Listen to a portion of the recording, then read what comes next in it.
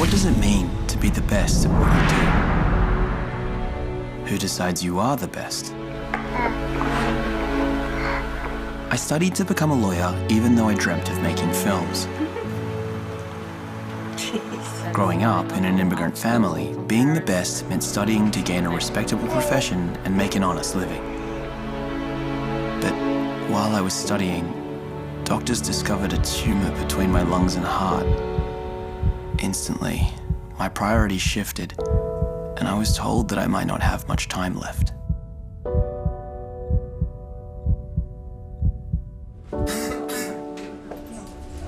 I'd spent so much time worrying about small things and not following my heart.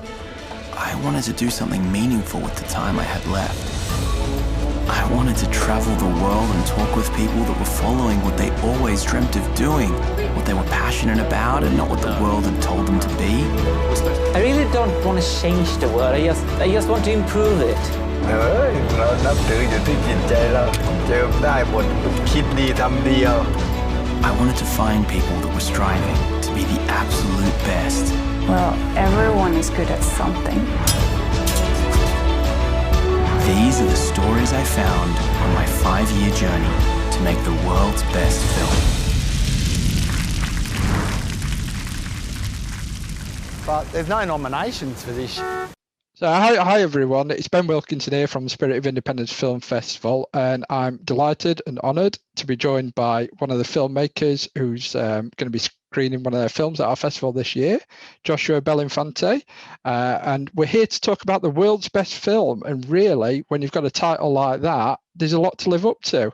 So Joshua, just so we can get to know you a bit, can you just tell us a bit about your background and kind of your filmmaking history that's kind of led up to the film? Yeah, thanks for that intro, Ben, and thanks for having me and including our film as part of the festival. Super thrilled to be part of it all. I think it all kind of began when I was a kid. I really loved the idea of acting and performing. And then somewhere along the line, I kind of realized that I preferred to be behind the camera and kind of making my own dramas and my own works of art. And then somewhere along the line, I said to myself, you know, to make really great drama, maybe I should go study reality for a while and maybe I should see what's out there around the world. And that's kind of how I found making documentaries, as this really amazing grassroots opportunity to not only see the world, but also make a film and tell a story in a quite a, let's say, economical way as well. Yeah, so that kind of love for documentary, would you say that kind of seems like it came out at quite an early age then? I think certainly a lot of people are going to filmmaking, perhaps, and I'm including myself in this, always go in with wanting to make narrative fiction films, and then documentary is something you discover a bit later on. But did you kind of get that love fairly early on in your career? Yeah, it's a really great observation. I think I just loved all manner of creative arts. I was actually really obsessed with visual arts and a lot of the work of the Czech animators from the 60s and 70s. That was kind of the thing that really got me into filmmaking, the work of Jan Svankmajer, Jiří Bara, Jiří Trinka.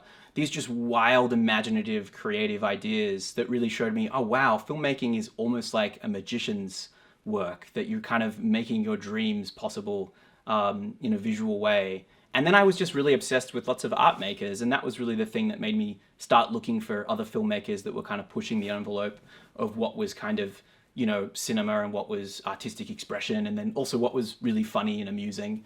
And then somewhere along the line, I kind of realized that documentary making was also kind of this true cinematic form.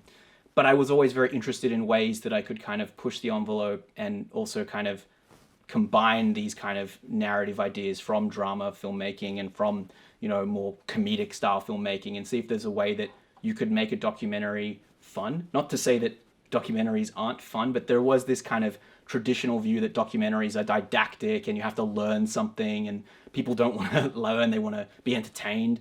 So I was kind of interested in this interplay, but, you know, I love films of all walks of life. I love weird, schlocky animated films. I like horror films, dramas, documentaries. I watch it all. Yeah, and I think any cinephile and filmmaker really is open to any sort of films. But in particular, let's just focus on what kind of sparked the world's best film, because obviously it's triggered by quite serious life event. If you could just talk a bit about that and kind of what made you kind of, right, I've got to go out and do this now. Yeah, I think a lot of it was spurned on from this kind of innocent childhood dream that I had, which was I'm going to make the world's best film that I can someday. I'm going to do that. And somewhere along the line, out of my own control, out of circumstances I couldn't control, that time limit became shorter and shorter until one day I was told that I was quite unwell and I had to stop everything that I was doing, and basically that I had been diagnosed with a very serious tumor which was stuck between my lungs and heart, and that I might not be able to make films again. I might not be able to see my family and friends, and I might have to really put all my dreams on hold. And in that moment, the thing that mattered to me most was obviously my friends and family, but also losing sight of that little childhood dream I had, that little glint I had of trying to make films, trying to contribute to this medium that had inspired me from such an early age. Losing sight of that really was such a difficult thing. And so for me, it was this little spark in the back of my head that said, you know what, if I get through this, I'm going to go and do that. I'm going to go make the world's best film that I can. For a lot of filmmakers, it's about understanding and just like yourself, having that trigger to go out and do it. And I think obviously you were kind of put in that position, but I think the message there is so important about hanging on to that childhood dream and making it a reality. So let's talk about kind of how you make it a reality. With a film like yours, how do you almost go about scripting and planning something that is almost like an unscripted event? It's a really fantastic question, Ben. I wondered that myself through many of the years of making the film. And I think some of it is just allowing yourself to just follow through, trust your gut, throw yourself in the deep end.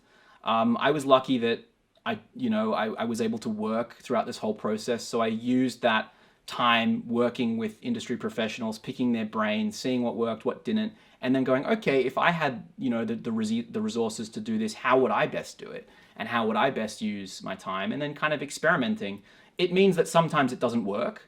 Sometimes you have to go back to the drawing board. Sometimes you have to reshoot something. Sometimes you have to remove a scene that you totally fell in love with, that you spent 5 days of your life working on, but it just doesn't work in the edit.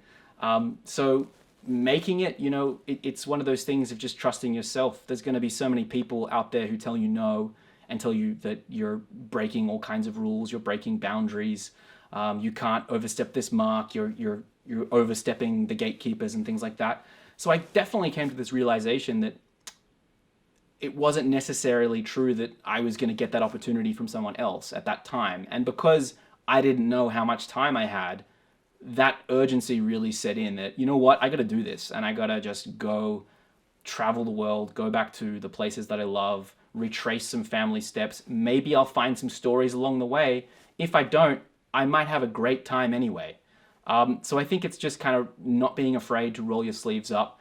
Think for yourself about how something could be made if it's never been made before in this way, and not sticking to the thoughts of, this has been done and X filmmaker did it this way, so I have to do it that same way. I think it's really important that, at least it was for me, to carve out my own path in my own way.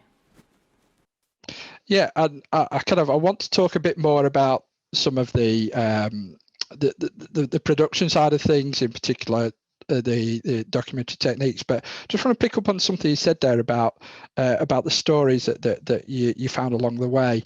So how many of the kind of stories that are covered in the film was something that you were aware of, and how many did you actually purely discover whilst you were out traveling the world? It's a really good question. I definitely set off in my heart to find people in a human connection way. It was very much face to face, which sounds insane when you're going off to make something unscripted, as you said. And how do you plan for that?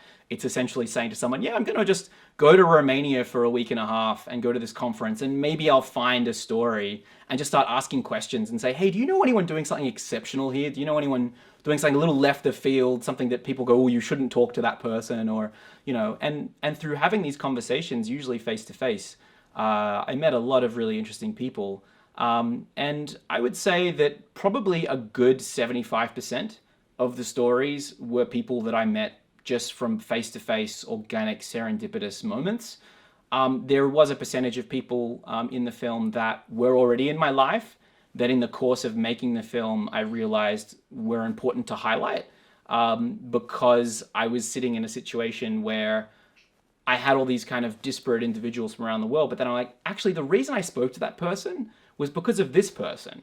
So maybe I need to bring that up. Maybe that's the thing that brings all this together. And I didn't want to do that initially. I really didn't actually, as myself, want to be in the film. My original idea was to just have the scenes and not do anything, and very much inspired by the Swedish cinema approach of just, you let the scene be, kind of like Roy Andersson vignette style, who's one of my favorite filmmakers.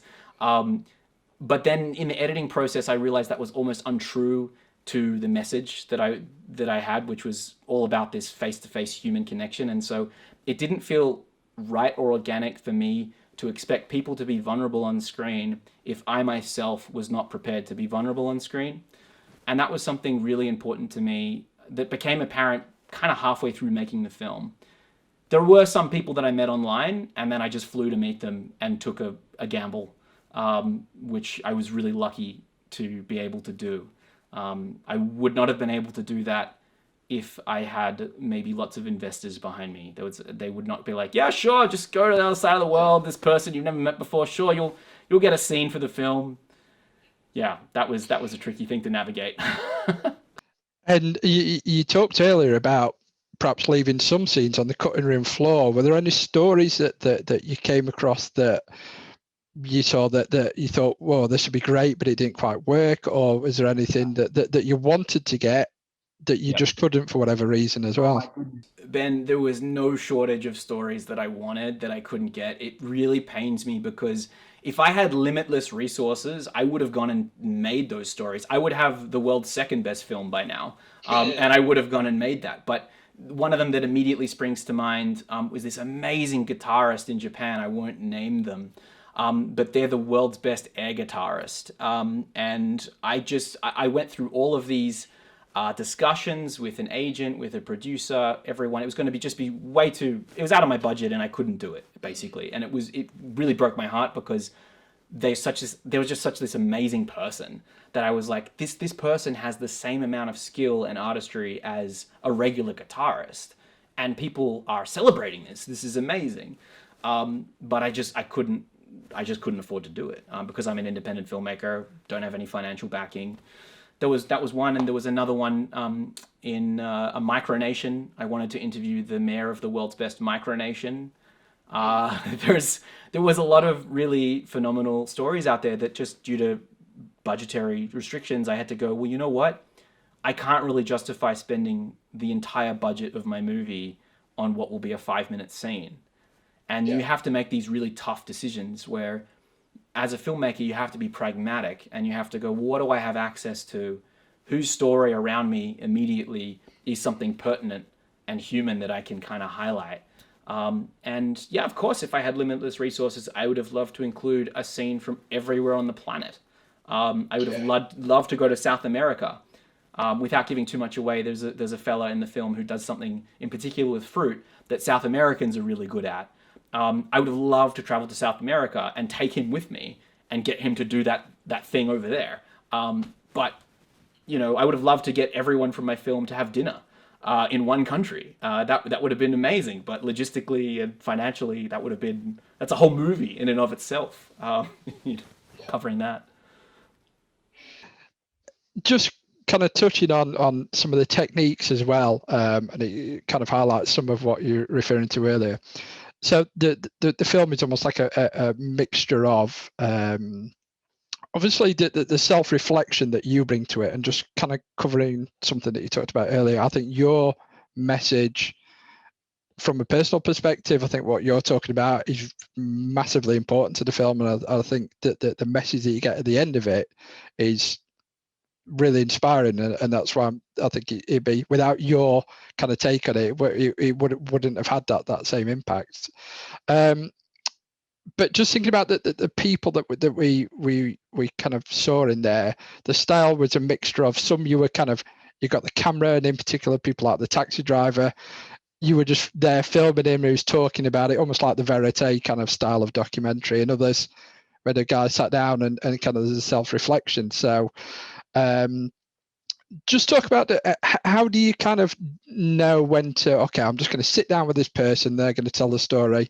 How do you know I'm going to stick the camera on this person and let them do their own thing, and I'll capture that as we go along? Yeah, first of all, thanks so much for your comment there about the impact of the film. I'm really relieved and happy to hear that comes across.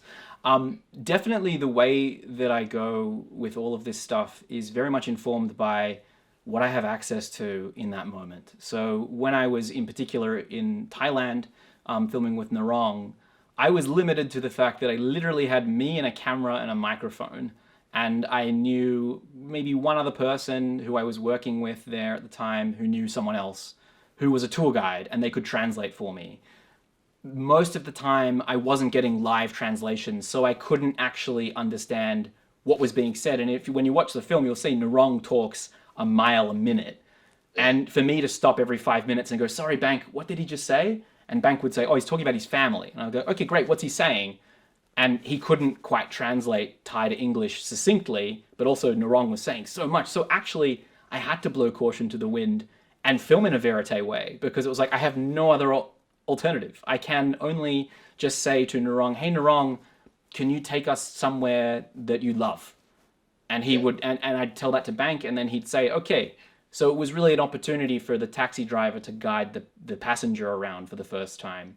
And I just blew caution to the wind, made that scene on emotion alone, going, okay, he seems happy right now. Maybe I should frame around that. And sometimes I was kicking myself because months later when I got the transcript, I found out that he had this whole other family. And I didn't know that. And I was like, I would have loved to film with the family, but I didn't know about it because I didn't have it all comes back to budget. I didn't have the budget for a live translation. I didn't have the budget for an external soundie that spoke both languages. Basic things that a lot of filmmakers take for granted when they're doing these films where they're working in another language they don't speak.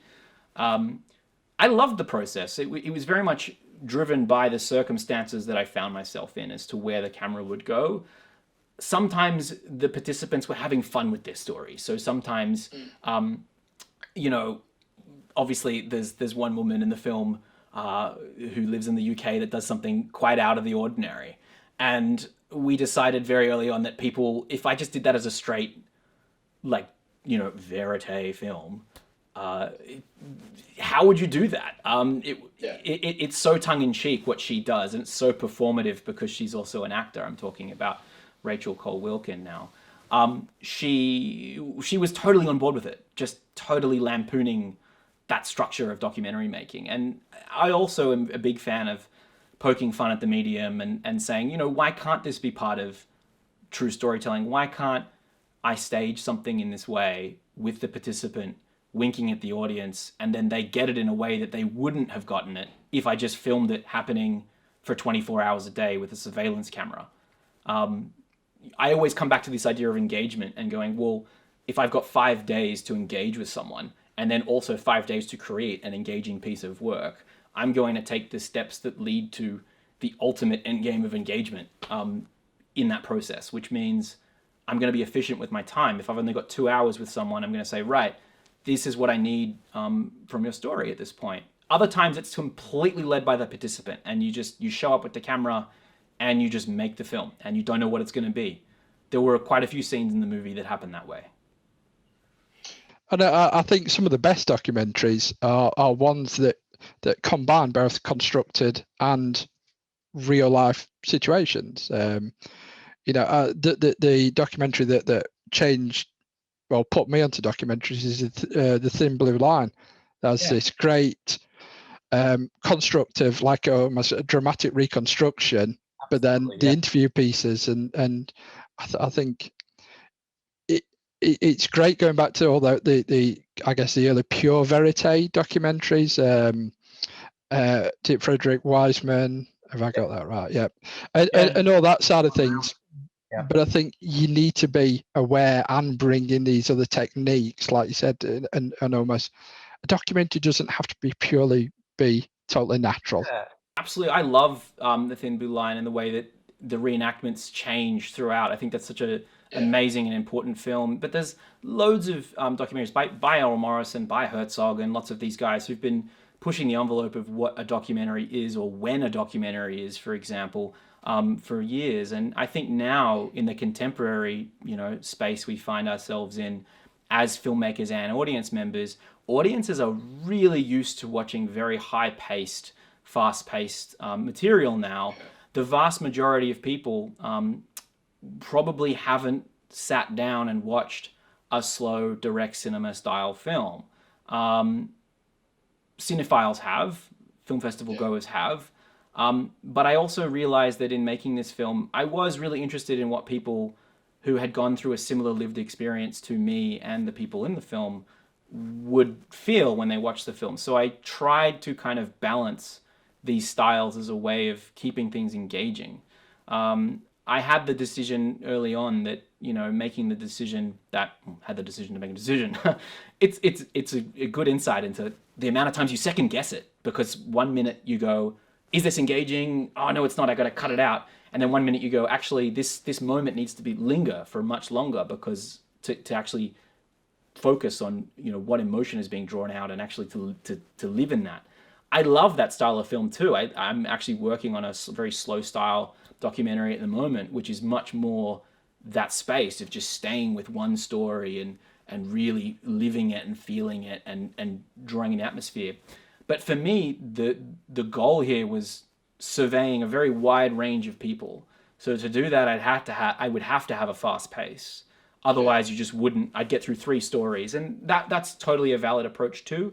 But I knew that, well, what films are kids now watching? They're watching TikTok, Instagram. They're watching 50 videos in 10 seconds. So I knew that if I'm going to try and say something to any of these guys who might also be second guessing their lives and what they're doing, I've got to make it in a way that they'll watch it and hopefully get something from it. So that's why I balanced it in that way. So far, I've been really happy with how people have received that. But, I think it's important to note for other filmmakers who might be watching this, you never stop doubting what you're doing. And I think if you're doubting your work, that's good. I think that means you're onto something. You're not treading too carefully. You've got a healthy dose of doubt, which probably means that what you're making is pushing something that is making you uncomfortable. It's making an audience uncomfortable. So possibly there's something in that, but it won't be for everyone. Yeah, no, absolutely. And I think knowing your audience, certainly as a film festival director, that's key for me. And I think again for filmmakers, and I'm a filmmaker of sorts as well, so don't want to come across as patronising or anything of that nature. But it's about understanding what your audience is going to engage with. It's about finding that home for your film as well, and that's kind of partly what we're looking to do here. So just with that in mind, can you just talk a bit about, I guess, the distribution and the marketing process once you put together this fantastic film? How do you go about getting it out there to people? What approaches do you take? Yeah, it's a really great question, and I always kind of bring it back to the fact that distribution's that 4th stage of filmmaking that most filmmakers never want to talk about or deal with, and I've been guilty of that many times. And personally, when I made this film, I was not thinking about distribution, which is a cardinal mistake. I was just thinking, I need to make this thing. I got a time limit. I got to get this thing made. And then along the line, when I was finalizing the post-production process, I actually traveled to Sheffield in 2019 to go to Sheffield Doc Film Festival to talk to people, which was lovely. And I met all kinds of people. And then I found also that it's a bit of a tangent, but I found Werner Herzog was giving a talk at the festival, and I thought, I have a question I need to ask Werner to finish this film. And I'm really happy to say that I got to ask that question, and I got a lot of clarity on the film, and I knew what to do with it. And based on that answer that I got in a public forum, believe it or not, I went and finished the film and said, right, I need to try get a sales agent.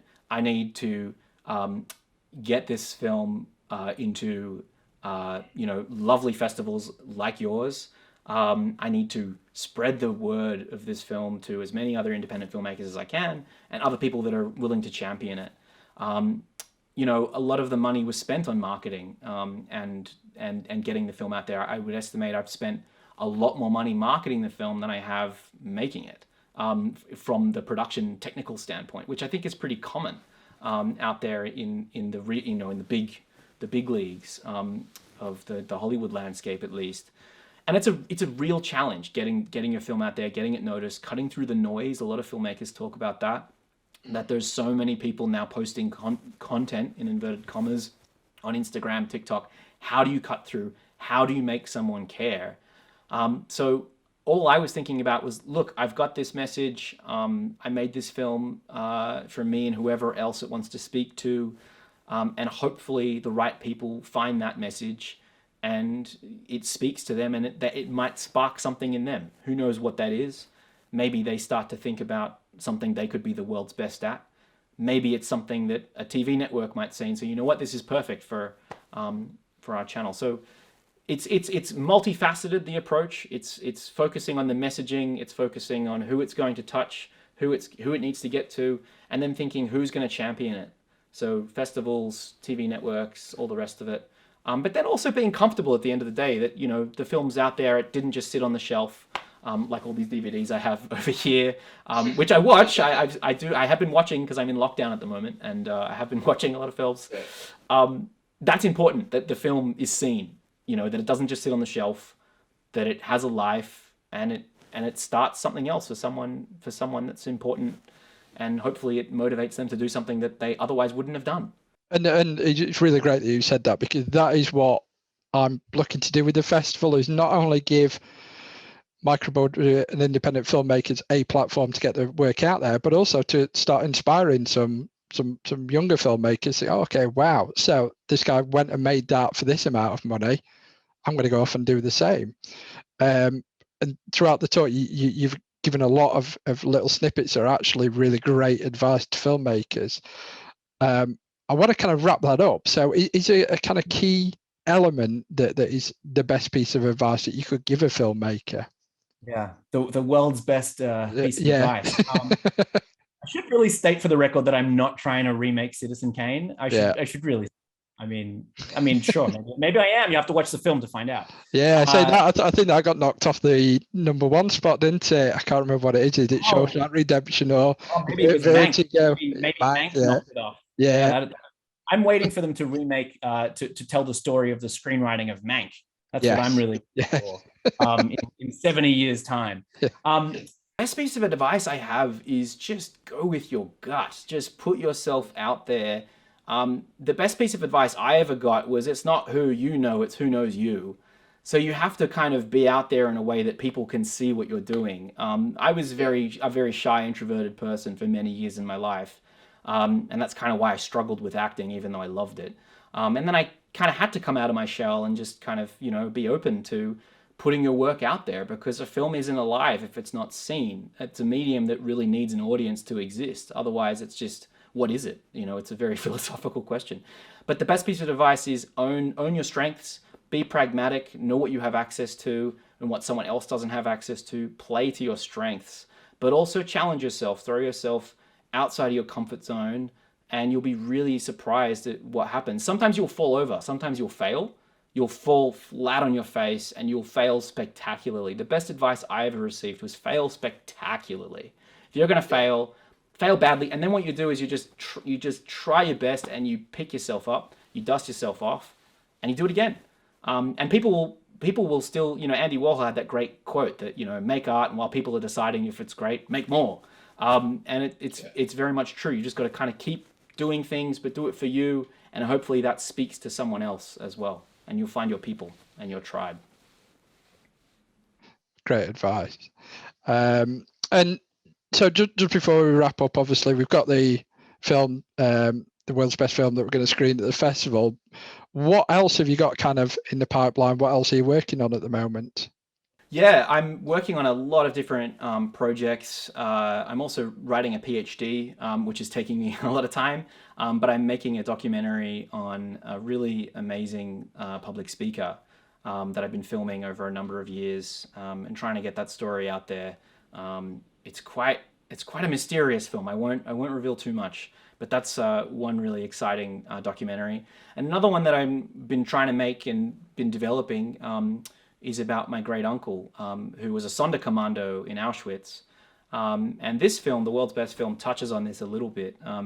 He was one of the soldiers responsible for revealing these photographs of the Nazis destroying evidence, let's say, during wartime. There was only 5 of these soldiers that created these photos, and he was the only one that survived.